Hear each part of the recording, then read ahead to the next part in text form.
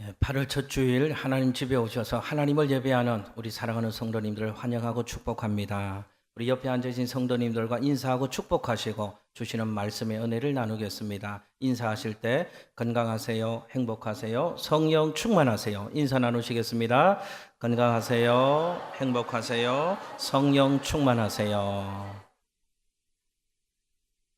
2부 예배 오신 여러분들을 다시 한번 축복해 드리고 싶습니다. 여러분 8월 한 달 건강하시기를 바랍니다. 행복하시기를 바랍니다. 성령 충만하십시오.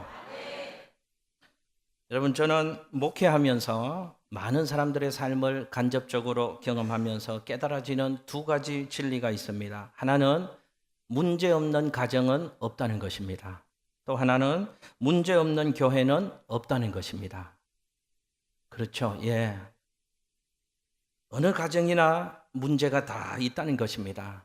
내게는 그것이 없어서 저 가정에는 그것이 있어서, 그래서 없는 내가 볼 때는 저 가정 괜찮겠다 싶지만 저 가정의 커튼을 살짝 열고 들여다보면 그 가정에도 문제가 있습니다.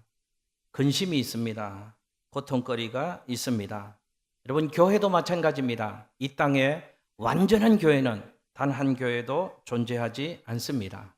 완전하지 않은 죄인들이 모여 있는 곳이니까 교회는 완전할 수가 없다는 것입니다. 어느 교회나 크고 작은 다양한 문제를 가지고 있습니다. 그러나 딱 한 교회, 문제 없는 교회가 있습니다. 여러분 혹시 아십니까? 강서구에 있는 교회인데요. 예. 양천교회는 문제가 거의 없습니다. 아주 작은 문제, 아주 조금만 있을 뿐입니다. 여러분, 이 땅에 문제가 없는 곳, 근심이 없는 곳, 고통이 없는 곳이 어디 있을까요? 과연 있을까요? 어디가 문제가 없고 고통이 없고 근심이 있을까요? 딱 한 군데 있답니다. 천국 말고 공동묘지요. 공동묘지 거기 누워 있으면요, 아무런 근심도 없고 고통도 없고 염려도 없는 곳이 공동묘지랍니다. 무슨 얘기입니까? 이 세상을 사는 동안에는 고통과 근심이 끊이지 않고 이 세상을 사는 동안에는 고통과 근심을 피해갈 길이 없다는 것입니다. 여러분, 하나님의 말씀인 성경에도 우리 인생을 설명하는데요, 우리 인생은 시험과 고통과 환난이 끊이지 않는 것이 우리 인생살이다. 하나님 말씀인 성경도 그렇게 얘기를 합니다. 여러분 화면 한번 보시고요, 욥기 5장 7절에 있는 말씀을 같이 한번 읽겠습니다. 시작. 사람은 고생을 위하여 났으니 불꽃이 위로 날아가는 것 같으니라. 아멘. 여러분, 욥기에서 이렇게 말씀합니다. 사람은 뭘 위하여 났다고요? 고생하려고 났답니다. 그러니 고생하는 것은 당연하다 그 말입니다. 어느 정도로 불꽃이 위로 나른 같이 여름에요, 캠프파이어 할 때 모닥불 피우잖아요. 타닥타닥 불꽃이 올라가는 것처럼 인생의 고생이 고난이 끊이지 않는 것이 우리 인생살이다. 욥기 말씀에서 그렇게 얘기를 합니다. 여러분, 또 야고보서 1장 2절 말씀을 한번 보십시오. 같이 한번 읽겠습니다. 시작. 내 형제들아, 너희가 여러 가지 시험을 당하거든 온전히 기쁘게 여기라. 할렐루야. 여러분, 성경에 너희 시험 하나도 없다, 어려운 일 하나도 없다, 그렇게 얘기하면 성경이 아니고요, 2단 3단입니다. 성경에도 뭔 시험을 당한다고요?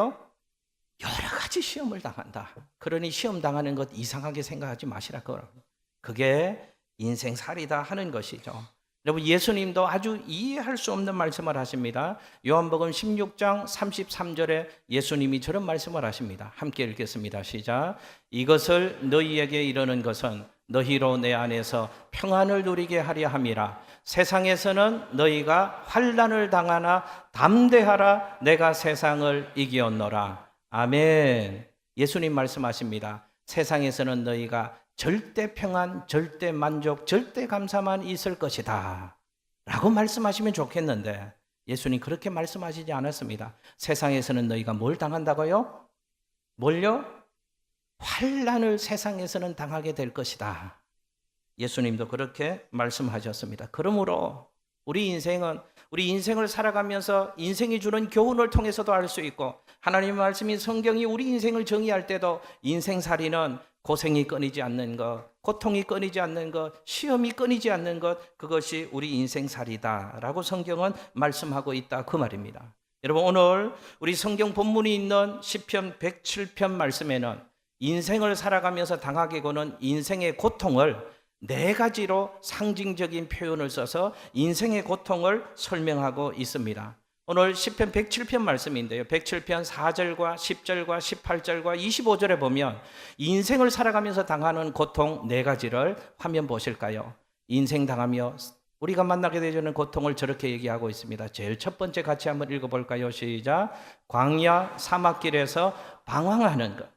우리 인생을 살아가면서 만나게 되어지는 고통이요, 마치 무엇과 같은가 하면 광야 사막길에서 방황하는 것처럼 힘들고 어려운 것이다 라고 얘기합니다.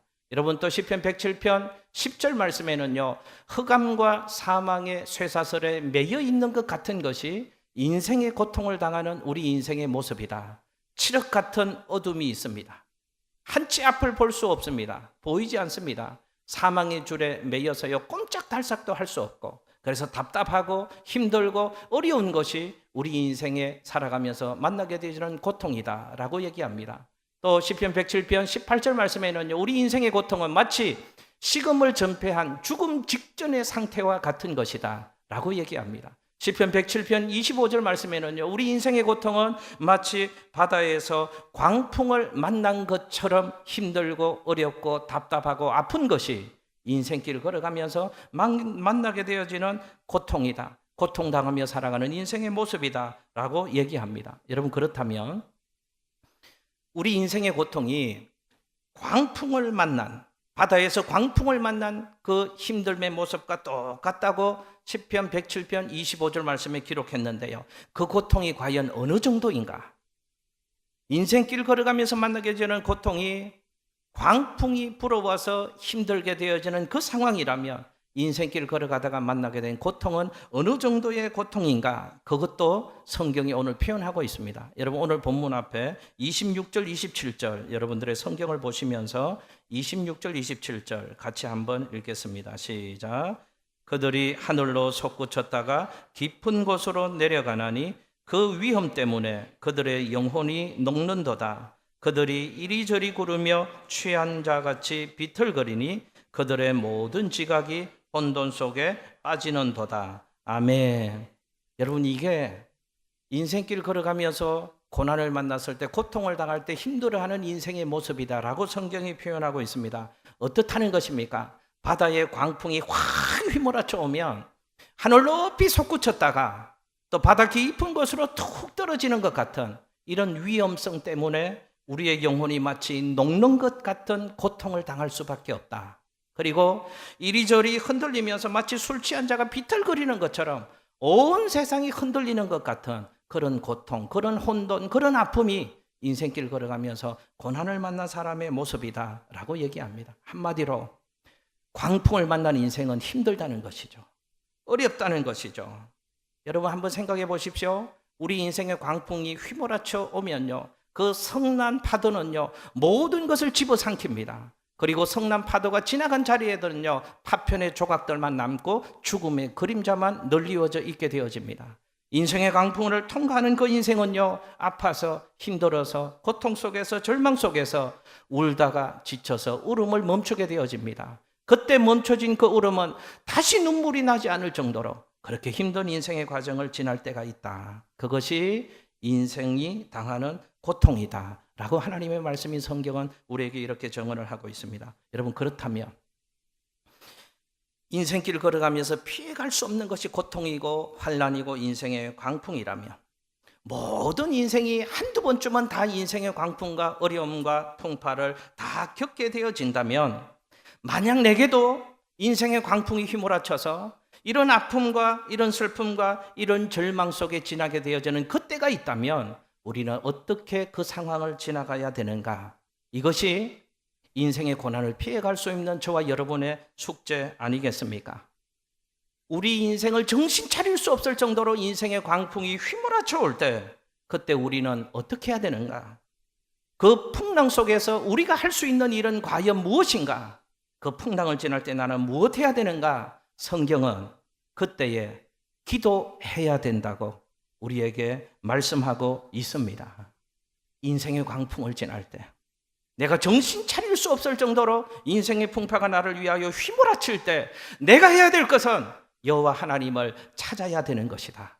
그 하나님 앞에 기도해야 되는 것이다. 광풍이 휘몰아칠 때 하나님을 찾는 것, 하나님 앞에 나와서 기도하는 것, 그것이 우리가 유일하게 할 수 있는 가장 좋은 방법이고, 그때 우리가 해야 될 단 하나의 방법이라고 하나님의 말씀인 성경은 우리에게 말씀하고 있습니다. 여러분, 오늘 성경 28절 말씀을 한번 보실까요?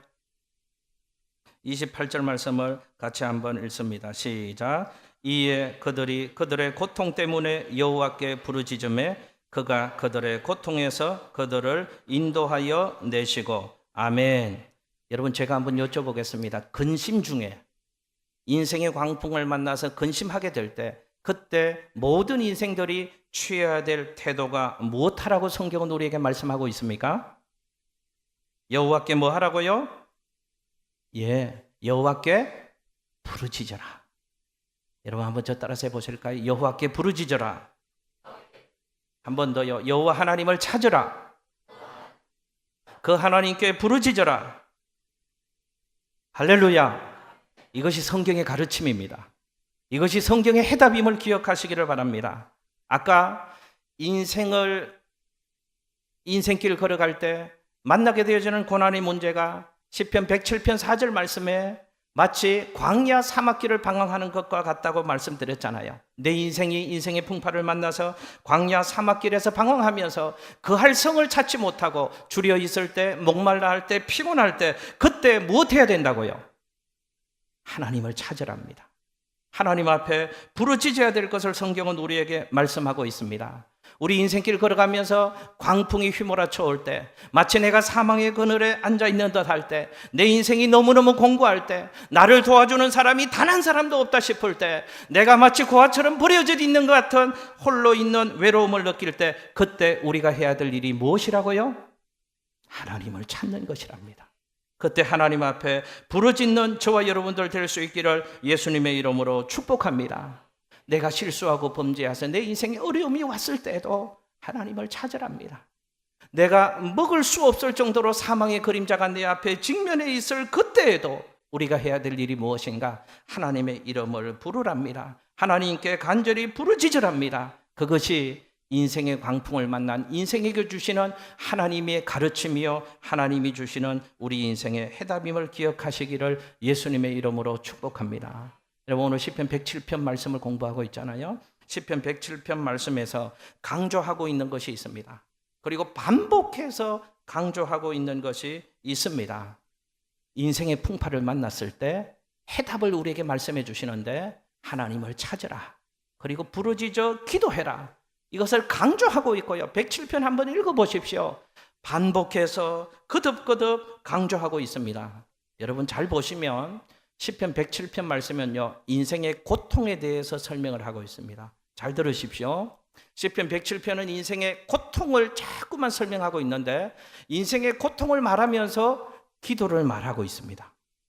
다시 한번요. 107편 말씀에는 인생의 여러 가지 고통을 말하고 있습니다. 동시에 기도를 강조하고 있습니다. 여러분, 왜 그럴까요? 고통을 말하면서 왜 기도를 말하고 있을까요? 왜 고난의 문제를 말하면서 기도를 계속 강조하고 있을까요? 이것 아니겠습니까? 고난의 문제를 해결할 수 있는 유일한 해답은 기도하는 것이기 때문에 그렇습니다. 여러분, 기억하십시오. 기도가 우리 인생의 고난과 고통의 문제를 해결해 주는 절대적이고 완전하고 유일한 해답임을 기억하시기를 예수님의 이름으로 축복합니다. 힘드십니까? 어려우십니까? 숨 쉴 수 없을 정도로 힘든 인생의 무게에 눌려서 아파하고 계십니까?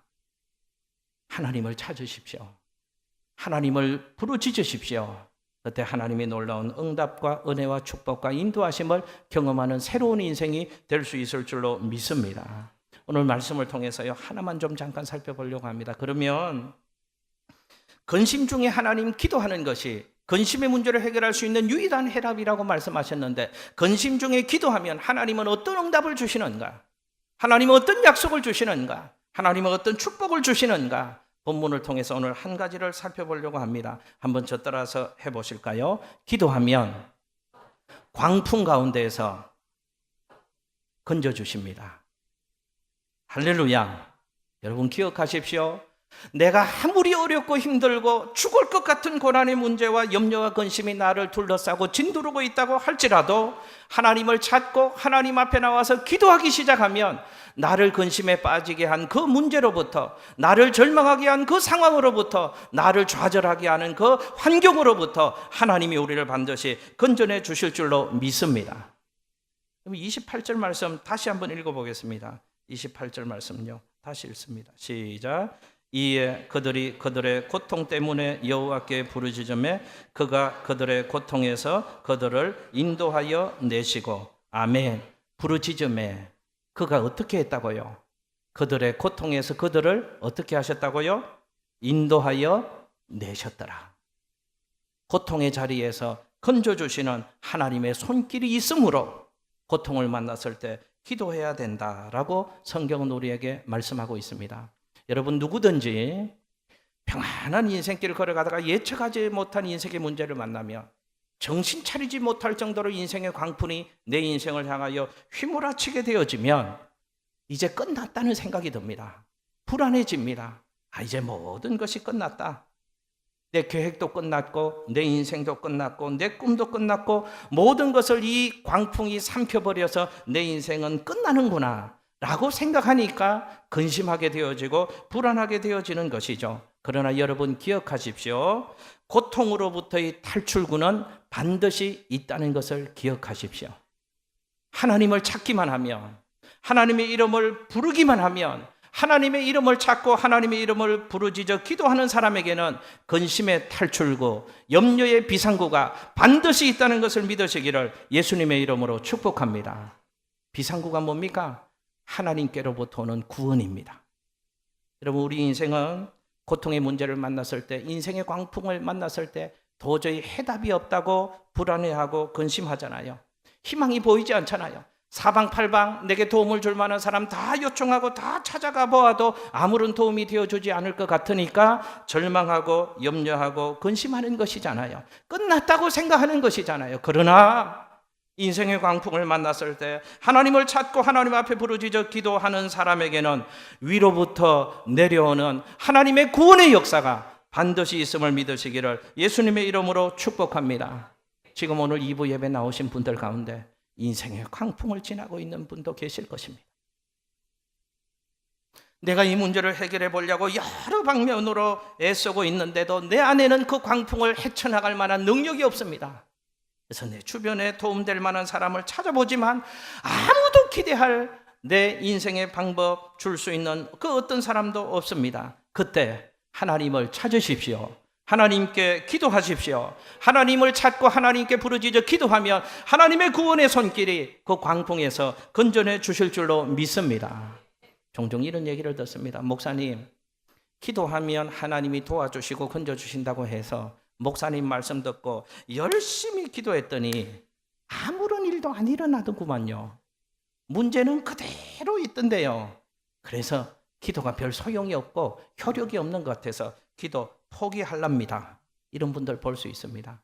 여러분 그러나 기도하면 그 상황은 그대로 있을지 몰라도 하나님이 그 상황 속에서 나를 건져내셔서 그 상황과 상관없는 하나님 주시는 평안을 누리게 해주실 줄로 믿습니다. 이것이 근심 중에 부르짖는 자에게 주시는 하나님의 축복입니다. 여러분 이 말씀을 저는 못 드리겠습니다.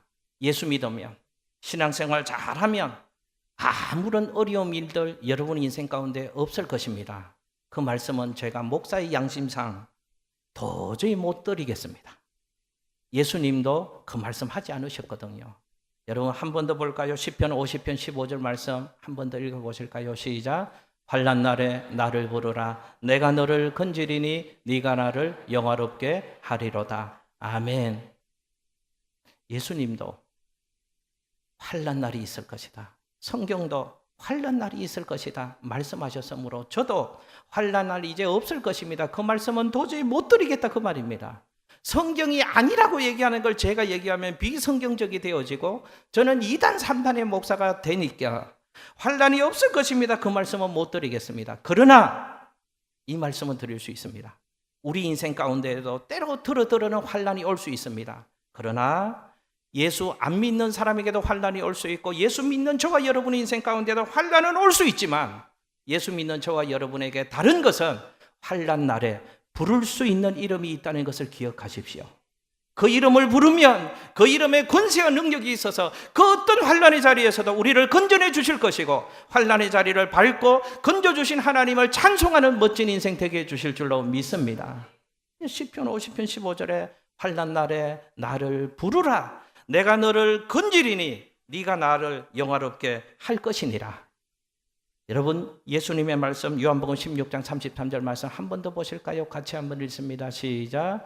이것을 너희에게 이르는 것은 너희로 내 안에서 평안을 누리게 하려 함이라. 세상에서는 너희가 환난을 당하나 담대하라 내가 세상을 이기었노라. 아멘. 할렐루야. 여러분 환난이 있을 것입니다. 제 인생에도 환난이 있을 것입니다. 우리 교회에도 환난이 있을 것입니다. 여러분의 삶에도 여러 모양으로 환난이 있을 것입니다. 그러나 예수님의 말씀을 기억하십시오. 환난을 당하나 담대하라 내가 세상을 이기었노라 하심이라. 맞지 않는 얘기를 예수님 하시잖아요. 환난이 있는데 어떻게 담대합니까? 이유는 무엇입니까? 내가 세상을 이기었기 때문이다. 세상 모든 것을 이기신 예수님이 누구 안에 계십니까? 누구와 함께 하십니까? 기도하는 나와 함께 하심으로 세상 모든 것을 이기신 예수님의 권세와 능력이 나로 하여금 세상의 환난을 이겨내도록 도와주실 것이므로 환난이 있지만 담대하게 하나님 찾고 기도의 삶을 살아가시는 우리 모두가 되시기를 예수님 이름으로 축복합니다. 여러분 교회 다닌 지 얼마 안 되는 어떤 사람이 있었답니다. 이 사람이 교회 나가니까 기도하랍니다. 기도하라면 사람은 못 도와줘도 하나님이 도와주시니까 기도하라고 얘기합니다. 목사님 말씀을 듣고 기도를 좀 해봤더니 아무런 일도 안 일어납니다. 이 사람의 생각 속에 기도 안 해도 아무 일 안 일어나는 것 같고 기도해도 별일 안 일어나는 것 같은데 왜 목사님은 기도해라 기도해라 기도해라 이렇게 말씀하시나. 그래서 목사님을 찾아갔답니다. 담임 목사님 찾아가서 목사님 왜 기도를 해야 됩니까? 라고 목사님이 물었답니다. 그러니까 그 목사님이 이 성도님에게 이렇게 다시 묻더랍니다. 성도님 뻐꾸기가 왜 노래합니까? 성도님 독수리가 하늘의 창공을 향하여 왜 높이 나릅니까? 이 성도님이 한심하다는 듯 그건 자연 현상이지요. 그때 목사님이 이런 대답을 하셨답니다. 바로 그겁니다. 뻐꾸기는 노래 부르며 살아가도록 지음을 받았기에 뻐꾹뻐꾹 노래하며 사는 것이고요. 독수리는 하늘을 향하여 창공을 날아오르도록 지음을 받았기 때문에 창공을 향하여 날아오르는 것입니다. 사람은 기도하며 살아가도록, 기도하며 살아갈 때 복된 인생 되어지도록 하나님이 그렇게 우리를 지으셨으므로 기도하며 살아가는 인생으로 지으셨으므로 기도하며 살아가야 됩니다. 여러분 기도가 필요하지 않은 인생 어디 있습니까? 기도가 필요하지 않은 인생은 단 한 사람도 없습니다. 기도해야 합니다. 기도할 때 하나님이 우리를 지켜주실 것이고 기도할 때 하나님이 선한 길로 인도해 주실 것이고 기도할 때 벽도 문이 되어지는 은총을 기도하는 사람의 삶 가운데 허락해 주실 줄로 믿습니다. 이번 주간에 새벽 예배에 나오신 분이 감사 예물 드리신 봉투 속에 한 장의 편지가 있었습니다. 제가 이 편지가 오늘 성경 말씀과 연결되어지고 또 은혜를 같이 나눌 수 있을 것 같아서 같이 한번 읽어드리고 찬양 하나 하기를 원합니다. 이렇게 쓰여 있습니다. 이름은 제가 말씀 안 드리겠습니다. 이름 말씀 안 드리면 꼭 이 내용보다 누가 썼는가에 그건 관심 가지지 마십시오. 이 내용을 통해서 은혜를 좀 받으시기 바랍니다. 목사님, 기도해 주셔서 고맙습니다. 목사님, 난요, 하나님의 은혜가 너무너무 감사해요. 내 평생에 물질을 주시는 것 보면 풍성하게 부어주시지는 않지만 부족함 없게 채워주시는 것 생각만 하면 사르밧 과부가 생각이 나요. 그리고 한 두 줄은 제가 안 읽어드리겠습니다. 그리고 끝부분에 이렇게 또 썼습니다. 목사님, 기도에 은혜가 있습니다. 그리고 청소할 때 수고한다고 손 어깨에 얹어주실 때 예수님이 하시는 것 같아 그것도 감사합니다. 그리고 그 봉투에 이렇게 썼습니다. 하나님 믿고 하나님 의지하면 큰 선물 주시는 하나님 감사합니다. 여러분 기억하십시오. 아무리 힘들고 죽을 것 같아도 기도하면 하나님은 반드시 살 길을 열어주시는 줄로 믿습니다. 감격하는 인생으로, 찬송하는 인생으로, 춤추는 인생으로 우리 인생을 다시금 빚어주실 줄로 믿습니다. 힘들어하지 말고, 한숨 쉬지 말고, 절망하지 말고 기도할 수 있기를 예수님 이름으로 축복합니다.